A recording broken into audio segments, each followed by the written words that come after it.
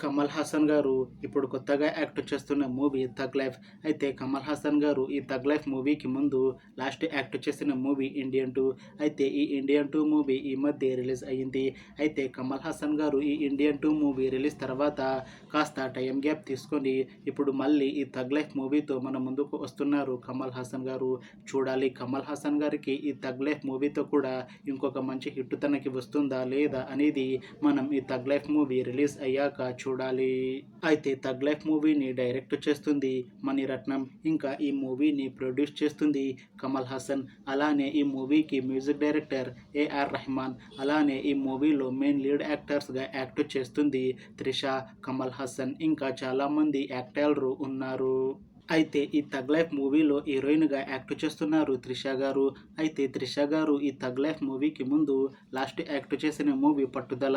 అయితే ఈ పట్టుదల మూవీ ఈ మధ్య రిలీజ్ అయ్యింది. అయితే పట్టుదల మూవీ రిలీజ్ అయ్యి మంచి హిట్ కూడా అయింది. అయితే ఈ పట్టుదల మూవీతో త్రిష గారికి ఒక మంచి హిట్ కూడా వచ్చింది.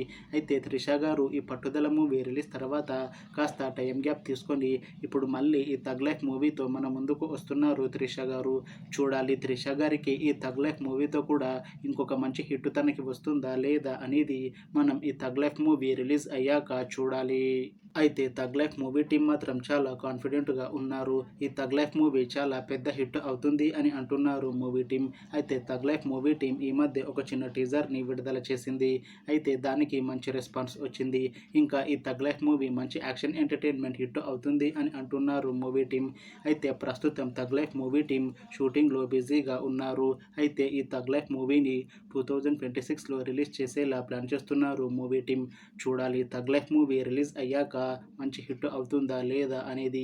అలానే థగ్ లైఫ్ మూవీతో కమల్ హాసన్ గారికి ఇంకా త్రిష గారికి ఒక మంచి హిట్ వస్తుందా లేదా అనేది మనం ఈ థగ్ లైఫ్ మూవీ రిలీజ్ అయ్యాక చూడాలి. Thanks for watching this video friends. మీకు ఈ వీడియో నచ్చితే లైక్ చేయండి. ఇంకా ఇలాంటి మూవీ అప్డేట్స్ కోసం ఈ ఛానల్ని సబ్స్క్రైబ్ చేసుకోండి.